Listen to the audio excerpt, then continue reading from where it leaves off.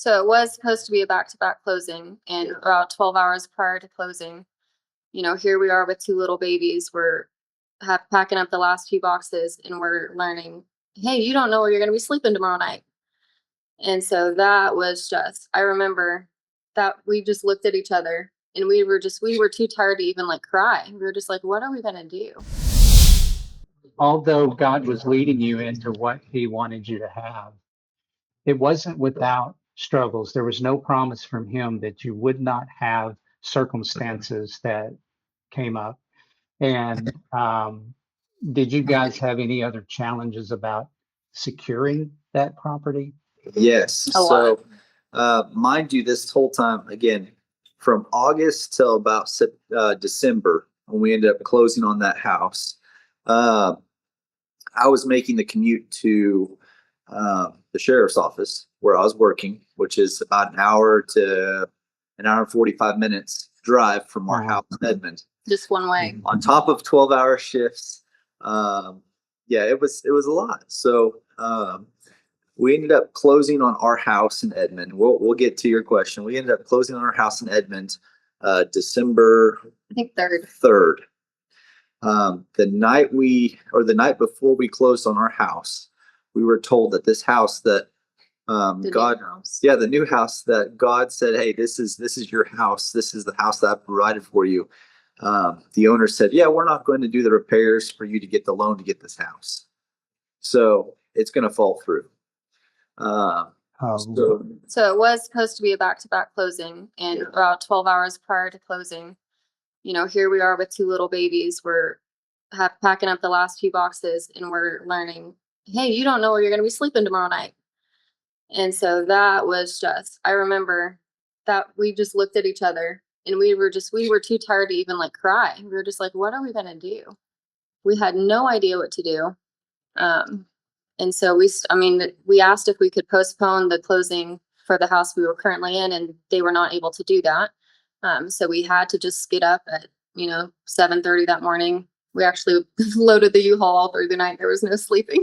But we, still had to go to closing and sign away our home. And we had a U-Haul full of our goods. And we were like, we just planned that we were going to go buy this beautiful, cute little farmhouse.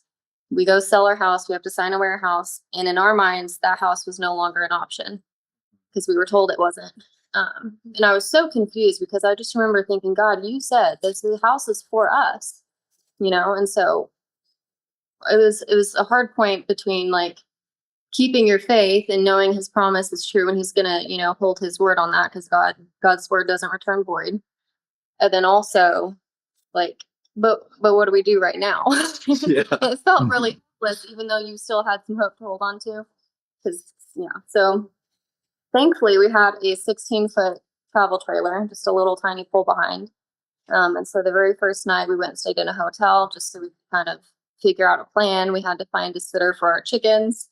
And from that point we went and tried to find a rent house. The rent house fell through. And so we had our trailer and we went and found a kind of a farmer who had a wind turbine farm, and he let us go park out there. And so we spent some very cold winter nights living on the wind turbine farm in our trailer.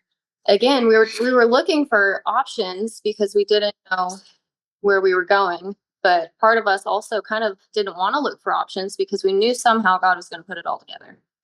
And so we were trying to take care of our family, but also just wait on God's timing because we knew that he was still going to make it happen somehow, even though it felt hopeless in that moment.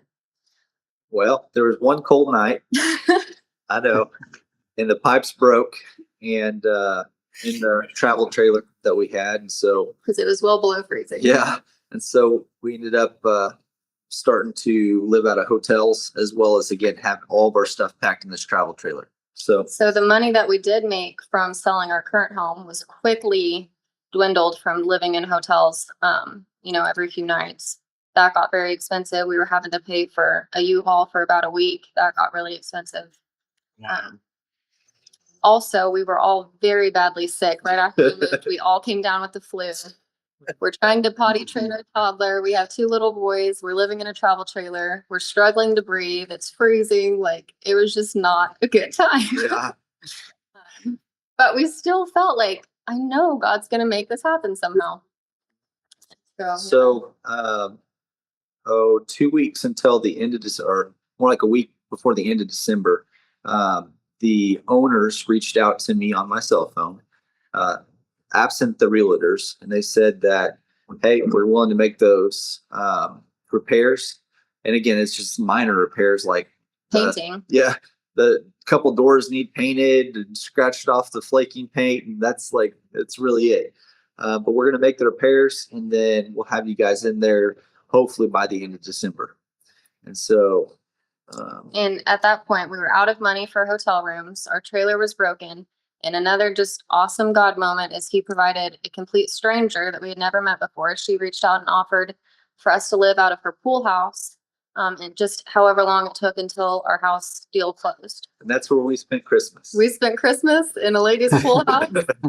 It didn't have a heater, but we had a space heater, and we went to our storage and got our little tiny Christmas tree out. We put up some lights and made a paper garland, and we had actually a really great Christmas.